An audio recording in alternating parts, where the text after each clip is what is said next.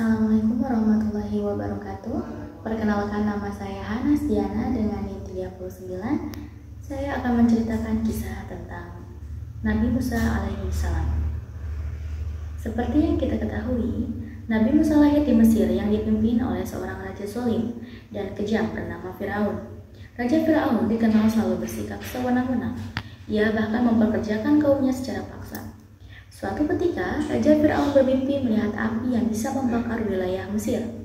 Ketika terbangun, ia mengumpulkan para tukang sihir dan ahli peramal untuk menafsirkan mimpi tersebut. Para peramal itu memberitahukan bahwa akan lahir seorang anak laki-laki dari kalangan Bani Israel yang akan menjadi sebab musnahnya penduduk Mesir. Takwil mimpi itu membuat Firaun ketakutan, hingga ia memerintahkan pasukannya untuk membunuh bayi laki-laki yang lahir dari Bani Israel. Musa lahir pada saat maraknya pembunuhan bayi dan kaum laki-laki oleh pasukan Raja Firaun. Nabi Musa lahir dari wanita bernama Yukaibid. Yukaibid merasa sangat ketakutan apabila anaknya dibunuh oleh Raja Firaun. Kemudian Allah mengilhaminya untuk meletakkan Musa ke dalam peti dan dihanyutkan ke sungai saat pasukan Firaun datang. Atas izin Allah, peti Musa ditemukan oleh istri Firaun yang bernama Asiyah bin Muzahim. Setelah disetujui oleh Firaun, Asiyah memutuskan untuk mengasuh bayi Musa dan mengangkatnya menjadi anak. Firaun memang dikenal sebagai raja yang kejam. Akan tetapi, ia sangat menyayangi dan mencintai istrinya, sehingga ia selalu menuruti keinginannya. Saat mengasuh Musa, Asiyah mencari wanita yang bisa memberi ASI kepada bayi itu. Atas kehendak Allah, ibu kandung Musa terpilih untuk menyusuinya.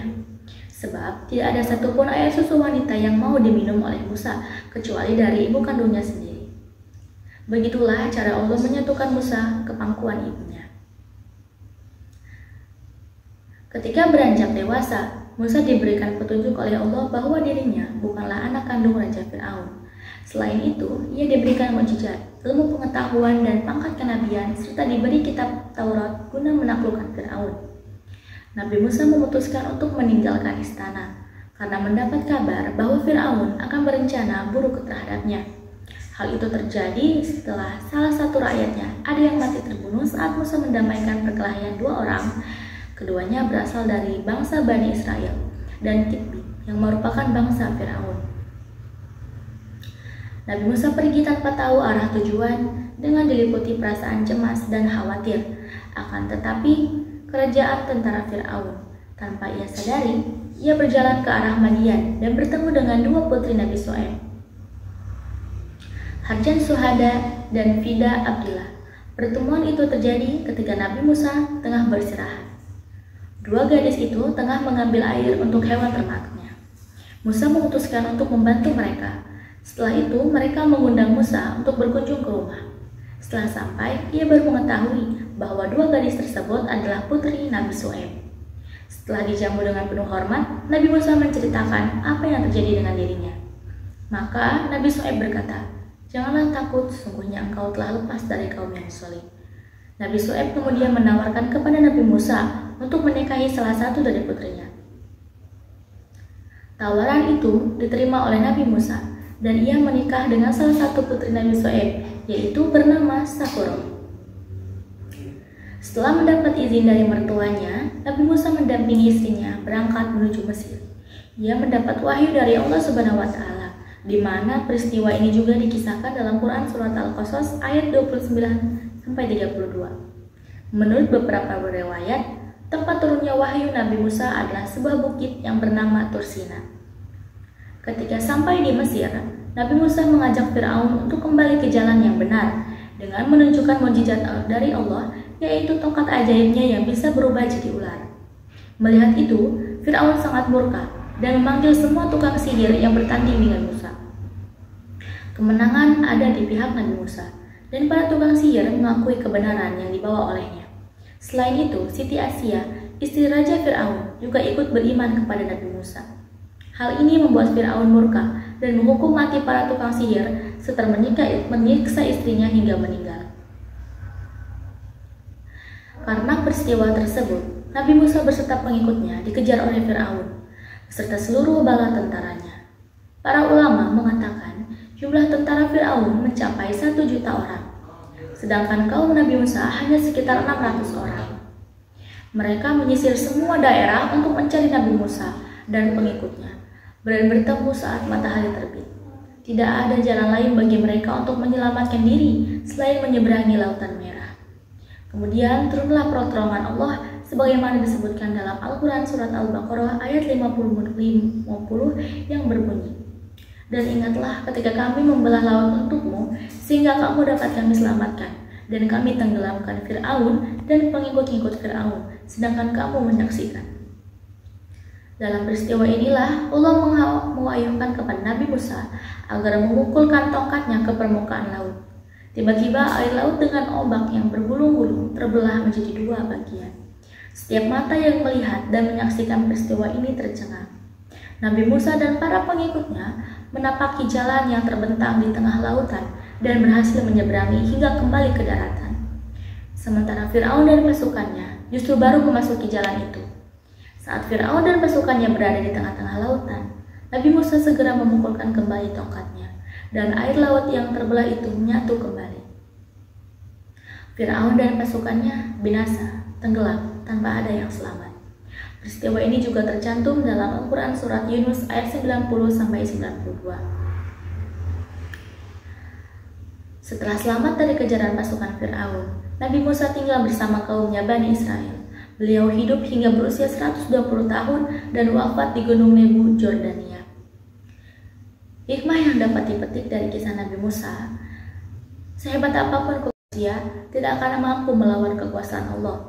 Fir'aun menerima azab dari Allah dan mengalami kehancuran akibat kesombongan, kekejaman, dan pembengkakannya terhadap pemerintahan Allah Subhanahu wa Ta'ala. Selanjutnya saya akan menceritakan tentang apa saja mukjizat Nabi Musa. Allah Subhanahu wa Ta'ala memberikan banyak mukjizat kepada Nabi Musa, terlebih saat menghadapi Raja Fir'aun yang sangat zalim. Apa saja mukjizat tersebut? Yang pertama ada kitab Taurat. Mukjizat Nabi Musa yang pertama adalah kitab suci Taurat yang diturunkan kepada kaumnya Bani Israel. Dalam Quran Surat Al-An'am ayat 154, Allah Subhanahu wa Ta'ala berfirman, "Kemudian kami telah memberikan Al-Quran Taurat kepada Musa untuk menyempurnakan nikmat kami kepada orang yang berbuat kebaikan dan untuk menjelaskan segala sesuatu dan sebagai petunjuk dan rahmat agar mereka beriman bahwa mereka akan menemui Tuhan mereka." Yang kedua, mengubah tongkat menjadi ular. Nabi Musa diberi mukjizat berupa tongkat yang bisa berubah menjadi ular. Mukjizat ini dilakukan Nabi Musa saat menghadapi para tukang sihir Raja Fir'aun, sebagaimana dijelaskan dalam Quran Surat An-Naml ayat 10.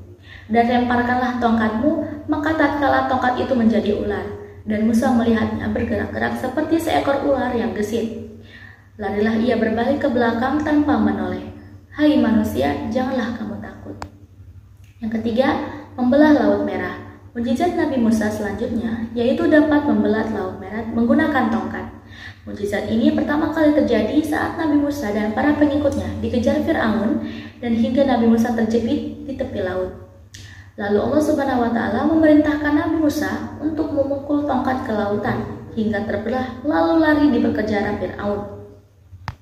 Yang keempat, memancarkan sinar di tangan.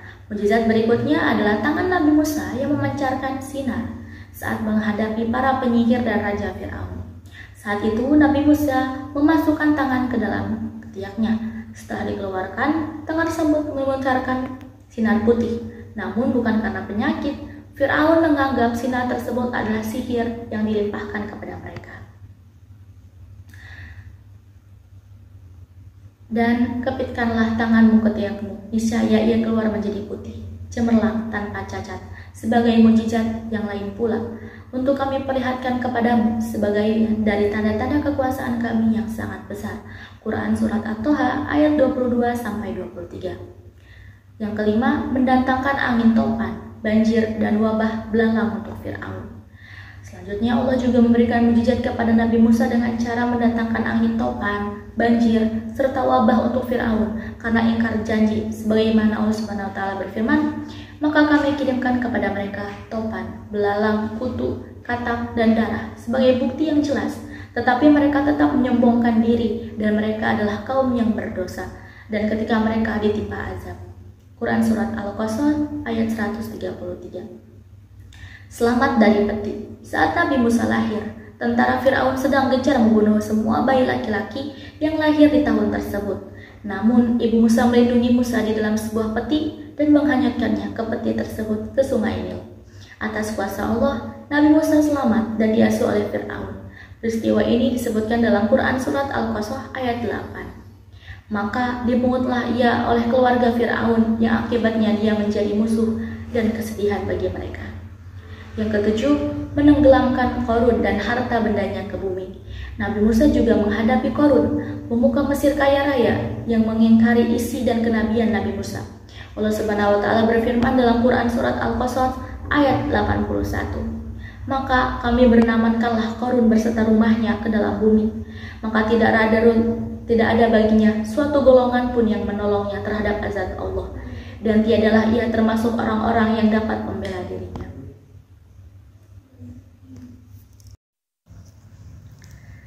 Itulah akhir kisah Nabi Musa yang lengkap dari akhir hingga akhirnya ia wafat. Nabi Musa selalu berusaha mengajak umatnya untuk berada di jalan yang benar. Hancur jugalah musuh-musuh Nabi Musa seperti Hamah, kaum Kanan, Fir'aun, dan Qarun. Nabi pun meninggal di usia 120 tahun di sebuah padang teh. Ambillah hikmah yang besar dari kisah dan riwayat Nabi Musa ini. Allah juga memberikan cerita seluruh Nabi dan juga Bani Israel di dalam Al-Quran. Hal itu juga menjadi hikmah bagi kita umatnya untuk meneladani seluruh perjuangan yang dilakukan oleh Nabi Musa dan Nabi serta Rasul lainnya, kemudian menjaga diri dari azab yang pernah menerpa para Nabi tersebut.